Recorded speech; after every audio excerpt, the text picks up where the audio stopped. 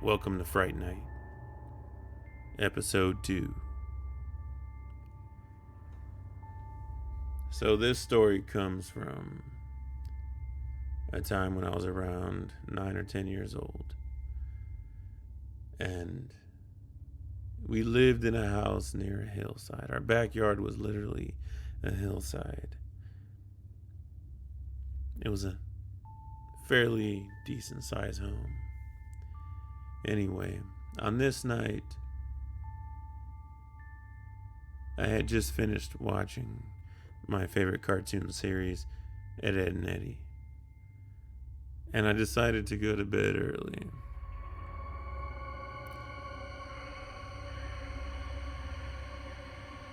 I had just fallen asleep for an hour or two before I woke up needing to use the bathroom. And the walk from my room to the bathroom was what seemed like a very long walk in those dark hallways. Nobody was awake, of course. When I stepped out of my room, the hallway had fallen in silence. The kind of silence that you could hear a pin drop. I had gotten a little scared, but I quickly walked to the bathroom, scared to look behind me. After I was finished, I dreaded turning the light off and walking back to my bedroom. When I opened the door and turned the light off, and I was going to shut the bathroom door, I heard my name called.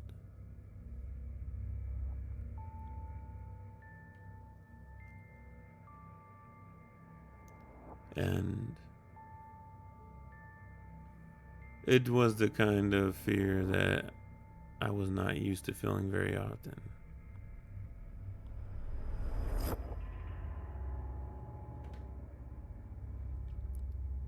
So I brushed it off and I said, "Nah, I think I'm just tired."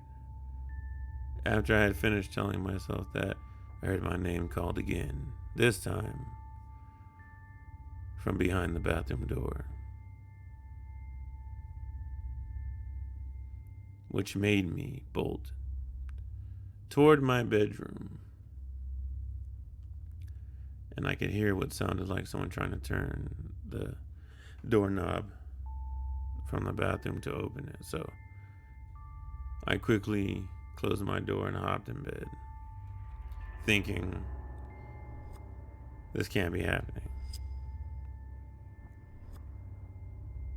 So I spent some time hiding under my covers and wondering what was really going on before I fell asleep. And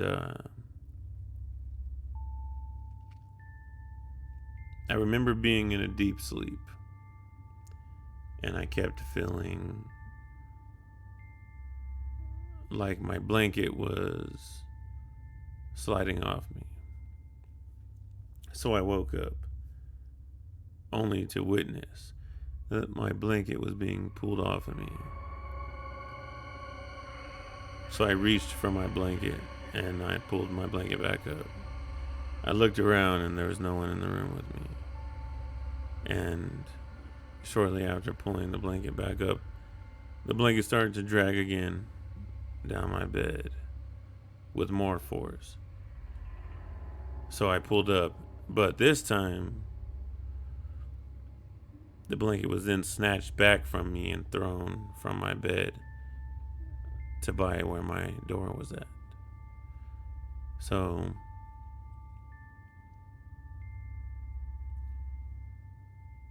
immediately I accepted the fact that there was a negative energy in my room with me. That now I knew I wasn't dreaming and we had a problem on our hands. So what I remember doing at this point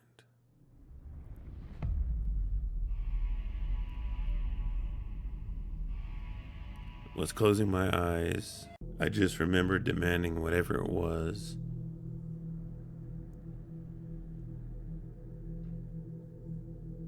to stand down, to get out of my room, get out of my house. A certain shift grew in me that I could not ignore. It made me feel like I needed to stand up and attack or fight back on this entity.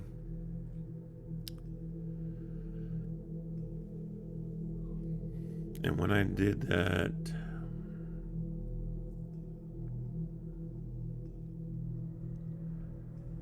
I saw footprints on the end of my bed.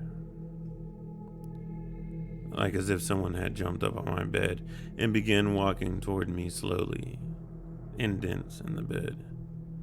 And I remember pinching myself to say, this can't be real. But it was.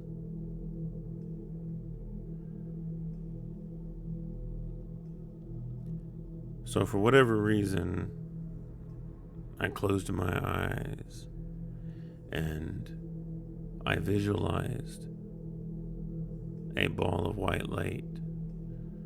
Not by choice, but I just closed my eyes and was searching for any kind of way, anyone to help me.